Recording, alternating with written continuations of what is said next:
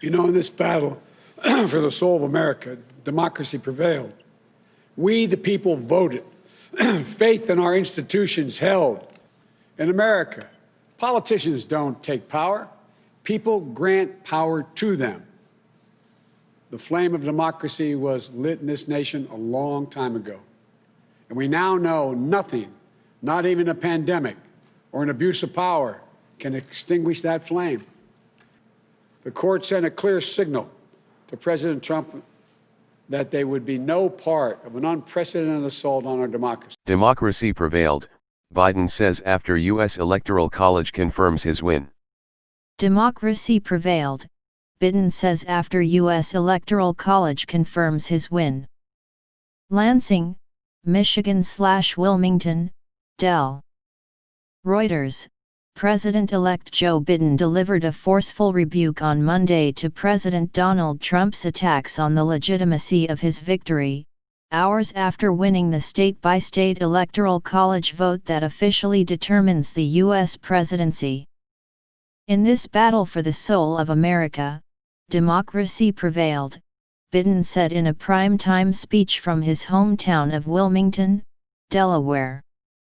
Now it's time to turn the page, as we've done throughout our history, to unite, to heal. Monday's vote, typically a formality, assumed outsized significance in light of Trump's extraordinary effort to subvert the process due to what he has falsely alleged was widespread voter fraud in the November 3 election. California, the most populous U.S. state, put Biden over the 270 votes needed to win the Electoral College when its 55 electors unanimously cast ballots for him and his running mate, Kamala Harris. Biden and Harris, the first woman, first Black person and first Asian American to become Vice President-elect, will be sworn in on January 20. In a roughly 13-minute speech, Biden, the Democratic former vice president, called for unity while voicing confidence that the country's democratic institutions had held in the face of Trump's attempts to reverse the election outcome. The flame of democracy was lit in this nation a long time ago, Biden said. We now know that not even a pandemic or an abuse of power can extinguish that flame. Biden emphasized that Trump and his allies filed dozens and dozens of legal challenges to the vote totals without success, including a Texas lawsuit that asked the U.S. Supreme Court to invalidate 4 states' results. The court, including 3 Trump appointees, rejected the bid with no dissents last week. He also noted that his 306 to 232 margin in the Electoral College was the same as Trump's 2016 victory, which the Republican described as a landslide. Under a complicated system dating back to the 1780s, a candidate becomes U.S. president not by winning the popular vote but through the Electoral College system, which allots electoral votes to the 50 states and the District of Columbia based on congressional representation. Here's a graphic on how the Electoral College works, tmsnrt.rs/3look.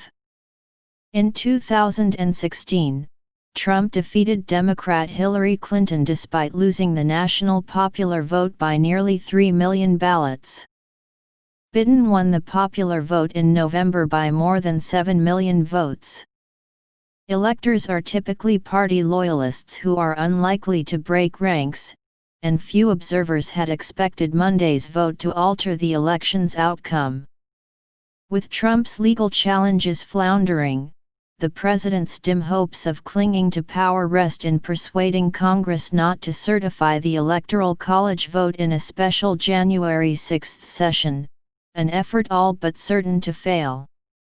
Trump had also pressured Republican lawmakers in battleground states that Biden won, such as Pennsylvania and Michigan, to set aside the vote totals and appoint their own competing slates of electors.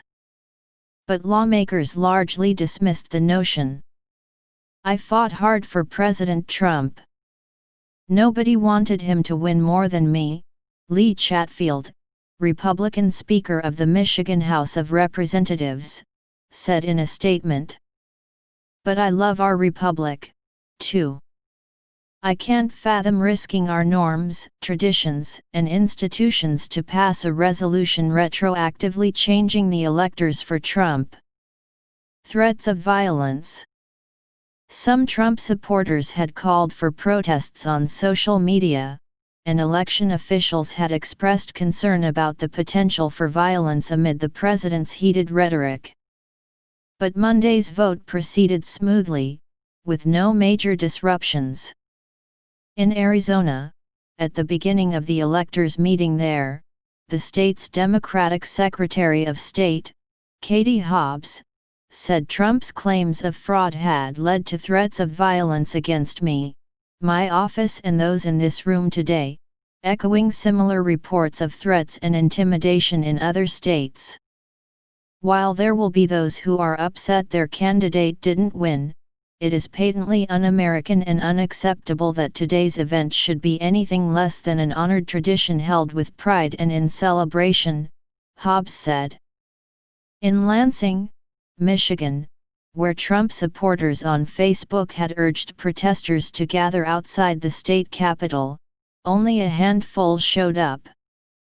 Bob Ray, 66, a retired construction worker, held a sign that read, "Order a forensic audit, Save America and Stop Communism." Electors received a police escort to and from the building. One elector, Marcelle Allen, told MSNBC she wore a bulletproof vest at the urging of family and friends. A small group of Republicans who claimed to be electors for their party sought to gain access to the Capitol building as the proceedings were getting underway but were refused entry by police. They asked for a slate to be delivered to Democratic Governor Gretchen Whitmer, but the officer at the door told them he would not deliver the paperwork and that they should contact officials independently. Trump said late last month he would leave the White House if the Electoral College voted for Biden, but he has since shown little interest in conceding.